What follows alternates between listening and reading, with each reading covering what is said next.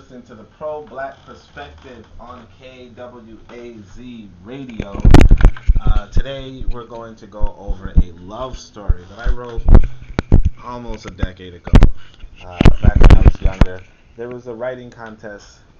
They were offering maybe $1,000. I said to myself, why not get $1,000? I did not get the $1,000, obviously. This might just be a little bit too pro-black, who knows. But, if you want to read along, I have the link in the description to this YouTube video. It's on the African Blood Siblings website. But for now, I'm just going to read it to you straight, I was thinking about being on camera for this one, but I didn't really want to get dressed, so, there's that. Let's go. Everything happens for a reason, So let me tell you this, right? I was a young man, unknowing of the untold pleasures of women, who happened to cross paths with a woman for whom I was unwittingly constructed. I met a woman on a dance floor, standing by the sidelines with an eye toward the center where couples were being strengthened and weakened. I slid beside her, care to dance, my hand extending towards a future heaven. We swang like it was 1923, and our overwatching ancestors applauded. Never a more handsome couple graced this arena. We Charlestoned, Lindy'd, and dipped. It was in this beauty, this perfection, this ideal, where my cheeks stretched to my forehead. I never again smiled more. How delicate were her fingers, soft her hands, limber her arms, petite her breasts, lean her neck, round her cheeks, and full her lips. How my eyes drew her legs, caressed her hips, rubbed her shoulders, and adored her hair, her wondrous nati, thick dreads honoring the earth. My eyes could not stop glistening. I refused to repeat my past.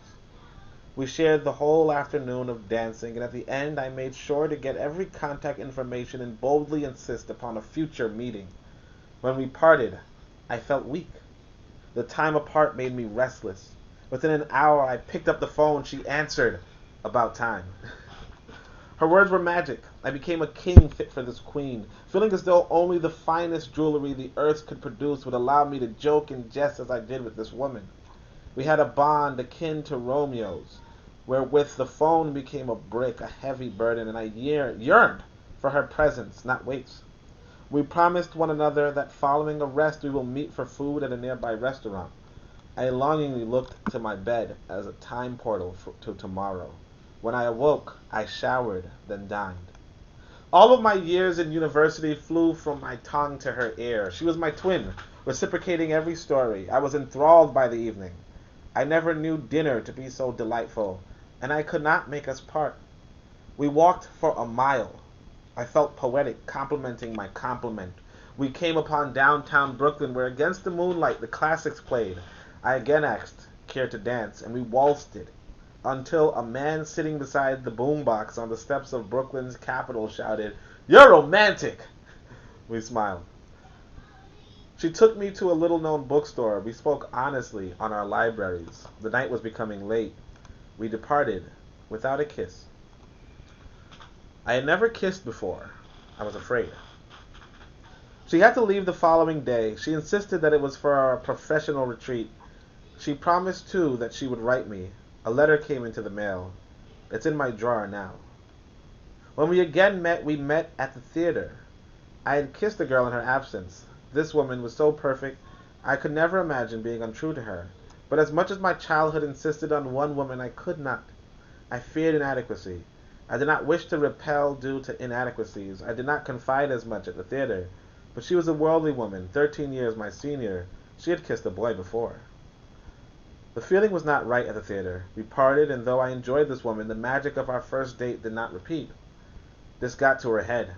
On the third date, we walked around the museum much like friends would. I was falling into a position to which I was so accustomed. Our month apart and my experience with another woman made our earlier unparalleled affection seem almost unreal. We took pictures. When we dined, hearing the music beside the building, she told me in no polite words to make my move or else. Again, care to dance? This time, the long-time heat of lust overcame us. Steam rose from the cement beneath us. We were hotly grinding to the rapidly beating drums. Our world was complete with us, too. Few words were exchanged. Body language became the order of our relationship. Onlookers were in awe. Our rhythm, our bond, our affection eternal. The music stopped. We looked to one another. I have to get home. She stretched her arm to me. We walked in the night until I came to a building. She said that she had fun. I was afraid to kiss her. Do I want perfection? But my body took over. I kissed her cheek, her forehead, her chin, her cheek, her forehead, her chin, her forehead, then her lips. Then she took over. Like a vacuum, she pulled me into her mouth. Her tongue was a ballet artist and an explorer and a lover. Her hands pressed against my back and travailed my legs. I lifted her up, walked her around, pressed her on walls, closed my eyes to feel the stars simmering beside me. I had perfection. It was technically not my first kiss, but it was my first kiss. All my years waiting repaid. Now she was afraid. She figured me perfect. Too good to be true. She turned me away from going upstairs, but the universe was in order. Upon getting on the bus, as I raised to heights of Kilimanjaro, I saw a friend who after became a best friend. My whole life and most all the pleasures of that year were decided by these two women. That is when I understood, with the Most High watching, that love was a matter of listening to the signs of the Almighty, for from our heirs life rewards. Everything happens for a reason. How in love I was with this woman. That's the story. Thank you for listening, and live with love. Shem Hotep. Yo.